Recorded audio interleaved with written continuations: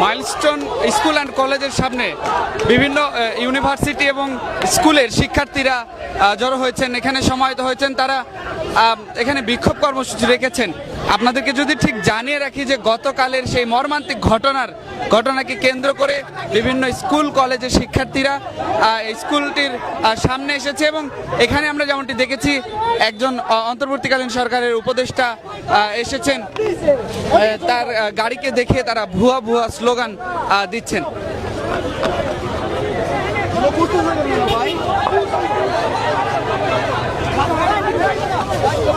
আমরা একটু জানার চেষ্টা করব।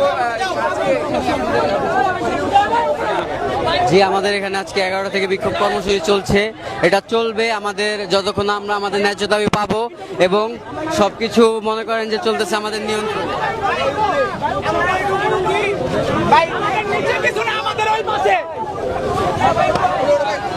জানার চেষ্টা করবো আজকে জি,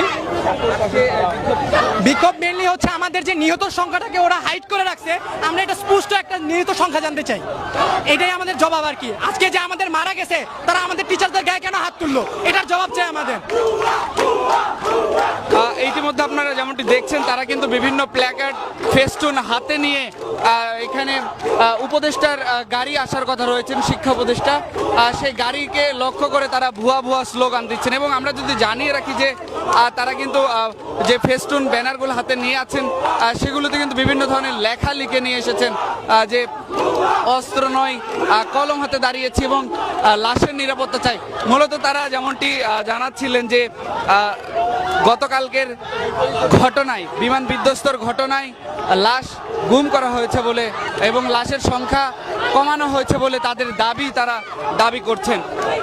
আমরা একটু জানার চেষ্টা করব আজকে কেন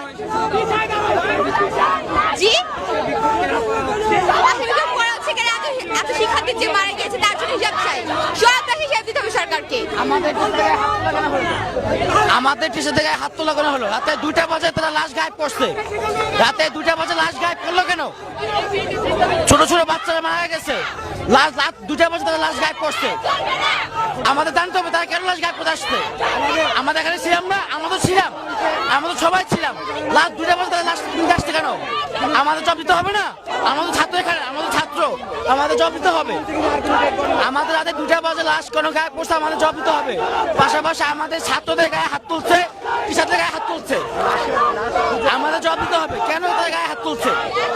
জব ছাড়া আমরা এখান থেকে যাবো না, জব নিয়ে আমরা এখান থেকে যাবো। ঠিক আছে,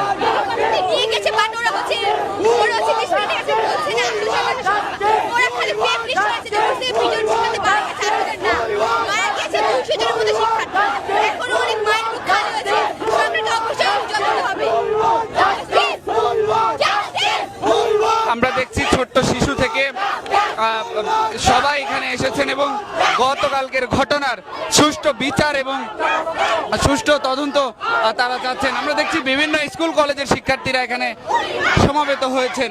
গতকালকের সেই নির্মম ঘটনা কিন্তু পুরো বাংলাদেশকে কাঁদিয়েছে, বাংলাদেশের মানুষকে কাঁদিয়েছেন। আমরা দেখেছি যে ছোট থেকে বড় সবার মধ্যে কিন্তু একটি শোক প্রকাশ। আজকে কিন্তু আন্তর্জাতিকভাবেও কিন্তু শোক রাখা হয়েছে এবং গতকালকে মাইলস্টোনের যে বিমান বিধ্বস্ত হয়েছে সেই বিধ্বস্ত হওয়ার কারণে কিন্তু বেশ কয়েকজন শিক্ষার্থী নিহত হয়েছেন এবং আহতর সংখ্যা কিন্তু অগণিত। এবং আমরা দেখেছি যে ঢাকার ব্রান ইউনিটে কিন্তু অনেক শিক্ষার্থী ভর্তি রয়েছেন, সেখানে অনেকেই চিকিৎসা নিচ্ছেন এবং সেই সাথে সাথে শুধু ঢাকা নয়, ঢাকা সহ ঢাকার বিভিন্ন জেলার আশেপাশের সাধারণ মানুষ কিন্তু এই ঘটনার জন্য শোক প্রকাশ জানিয়েছেন।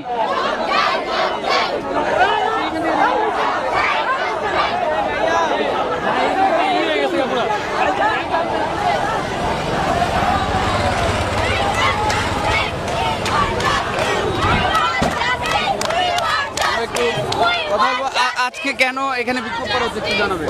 এইখানে আমাদের প্রশাসন থেকে বলা হয়েছে যে 19 থেকে 20টা মাত্র লাশ নাকি মানে লাশ পেয়েছে, তারা মারা গেছে। কিন্তু আমরা মাইলস্টোনে তো পড়ি, আমরা জানি প্রত্যেকটা সেকশনে 30 থেকে 35টা বাচ্চা পড়ে, যেখানে আমরা দেখতে পাচ্ছি যে 2টা ক্লাসের কিছুই অবশিষ্ট নাই, একদম সব পুরো ছাই হয়ে গেছে।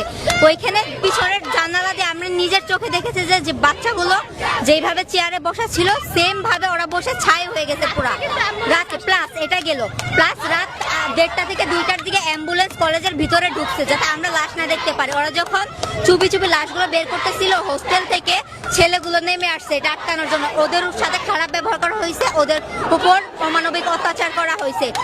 তো আমি তো নিজে জানি এখানে 100+ বাচ্চা মারা গেছে, তাহলে কেন প্রশাসন বলতেছে যে 19 থেকে 20টা মাত্র বাচ্চা মারা গেছে? আমাকে বুঝান। প্লাস এখন কি হয়েছে আমি জানি না, মাঝখানে কি হয়েছে ওটা আল্লাহ করছে। প্রথমে যখন F7 যখন আকাশে উঠলো তখন তো তারা নিজেরাও জানতো যে এটা 1976 সালের ত্রুটিপূর্ণ প্লেন, তাহলে কেন এটা আকাশে উঠতে দিল? তো তার যেহেতু এটা প্রথম প্রশিক্ষণ, তাহলে স্যার কেন এই ত্রুটিপূর্ণ দিয়ে প্লেন দিয়ে কেন প্রশিক্ষণ তাকে করতে দেওয়া হইতেছে? এটা তো এই F7 এর ফার্স্ট কোনো দুর্ঘটনা, এর আগে টাঙ্গাইলে প্লাস বঙ্গোপসাগরে 2বার এটারই হয়েছে, প্রবলেম হয়েছে। প্লাস আমাদের ভিতরেও ঢুকতে দেওয়া হইতেছিল না, আমাদের ভিতরেও ঢুকতে দেওয়া হয়নি। আমাদের এখানে লাশের সংখ্যা 100+। টিচার মারা গেছে, খালা মামা মারা গেছে যারা বাচ্চাদের গার্ড করে।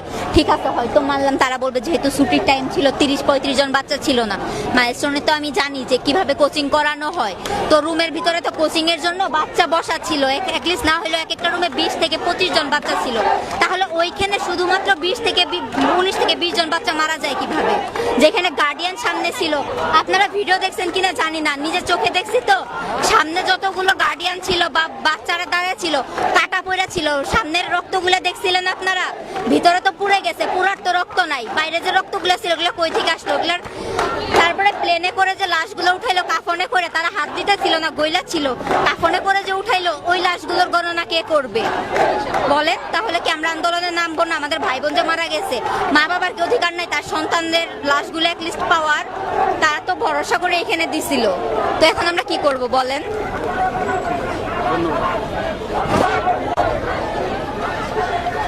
মাইলস্টোন স্কুল অ্যান্ড কলেজের শিক্ষার্থীরা কিন্তু আমাদের সাথে কথা বলছিলেন এবং আমরা জানার চেষ্টা করছিলাম। তারা জানাচ্ছিলেন যে তাদের চোখের সামনে এই দুর্ঘটনাটি ঘটেছে এবং তারা এর সুষ্ঠু বিচার দাবি করছেন। এবং ইতিমধ্যে দেখছি যে শিক্ষার্থীরা কিন্তু রাস্তায় বসে পড়েছে এবং তাদের যে ন্যায্য দাবি রয়েছে সেগুলো তারা, সেই লাশগুলোর সঠিক বিচার তারা দাবি করছেন।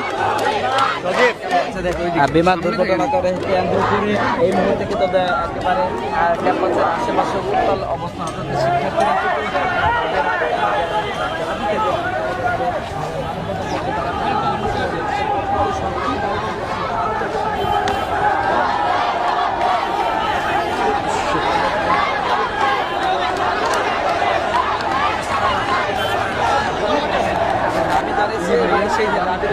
সামনে আরেকটু সামনে যান যান যান যান একটু ভাইয়া।